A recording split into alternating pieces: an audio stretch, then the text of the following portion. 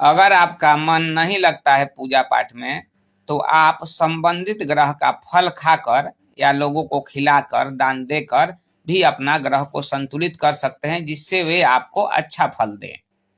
एक कविता के माध्यम से सुनाता हूं, सुनिए। पत्थर नहीं पहन कर भी जीवन में खुशियां ला सकते हैं, संबंधित ग्रह का फल खाकर कीचड़ में कमल खिला सकते हैं।